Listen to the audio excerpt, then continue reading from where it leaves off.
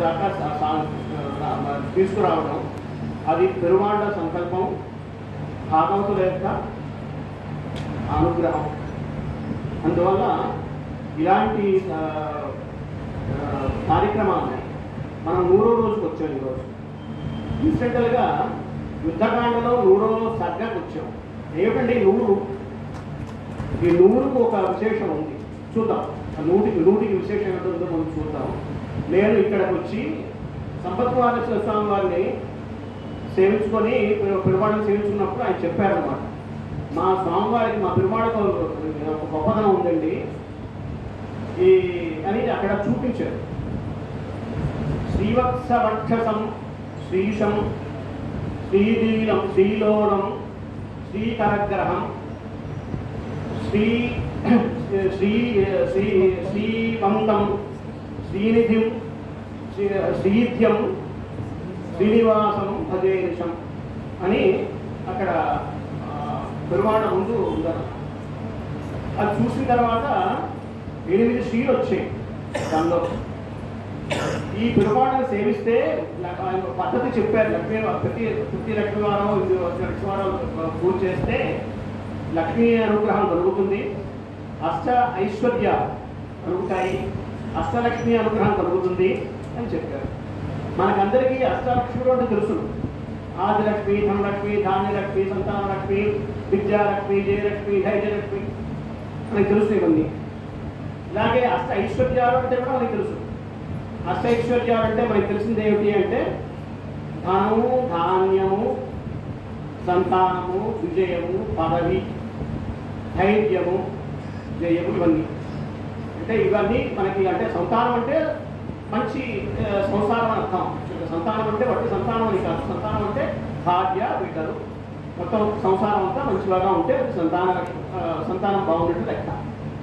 ఇలాగా 8 ఐశ్వర్యాలు మన పెరుమాళ అంటే కళ్యాణ, ఆయన పేరే కళ్యాణ వెంకటేశ్వర స్వామి, నిత్య కళ్యాణం చేయించుకుంటున్నాడు.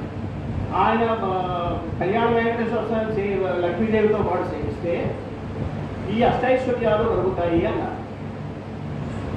చాలా సంతోషం వేసింది. ఇక్కడ నేను ఇక్కడికి 19వ రోజు, నేను ఇక్కడికి వచ్చి 19 రోజులు ఉన్నాను.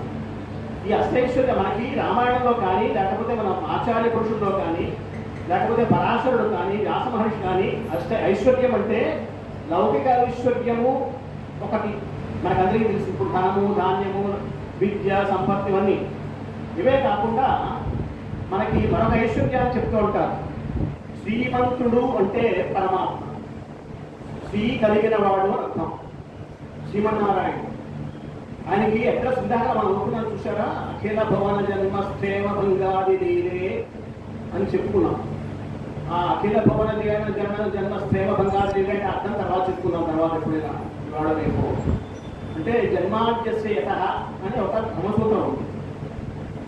ఆ బ్రహ్మసూత్రం యొక్క అర్థం అన్నమాట. ఈ శ్లోకాన్ని మంగళ శ్లోకంగా భగవద్ రామానుజుడు శ్రీభాష్యానికి ముందులో రాశారు.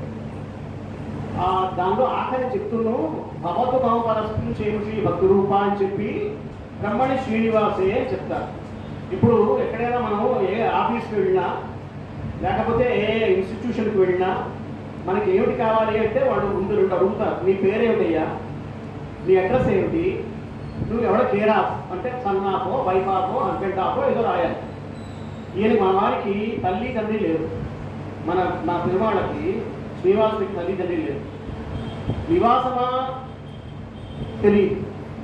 అందువల్ల ఆయనకి అడ్రస్ ఒకటే, తర్వాత కేర్ ఆఫ్ ఒకటే, శ్రీనివాస అని పేరు. ఆయన శ్రీ ఎక్కడ ఉంటే అక్కడ ఉంటాడు. తర్వాత శ్రీ యొక్క భర్త అంటే ఆయనకి ఈ శ్రీతో సంబంధం తప్ప మరో సంబంధం లేదా. అందువల్ల మనందరికీ కూడా ఈ సంప్రదాయంలో శ్రీ వైష్ణవ ఈ సంప్రదాయం పేరు శ్రీ వైష్ణవ సంప్రదాయం అంటారు. వైష్ణవ సంప్రదాయంలో కూడా 4 సంప్రదాయాలు ఉన్నాయి. రుద్ర సంప్రదాయం, కుమార సంప్రదాయం, బ్రహ్మ సంప్రదాయం అని అవి 3 సంప్రదాయాలు. అవి కాకుండా శ్రీ సంప్రదాయం అంటారు. అందులో శ్రీ సంప్రదాయం ఎందుకంటారంటే లక్ష్మీ పురుషకాలంతో పరమాత్మని మన సంప్రదాయంలో మనం పరమాత్మని ప్రార్థిస్తాం, చేరుతాం. ఇది మన సంప్రదాయం. అందువల్ల దీన్ని శ్రీ సంప్రదాయం అంటారు. ఈ శ్రీ సంప్రదాయంలో ఈ లక్ష్మీ పురుషకాలంతో మనం పరమాత్మని సేవిస్తాం కాబట్టి ఈ శ్రీ ఆయన లక్ష్మీదేవి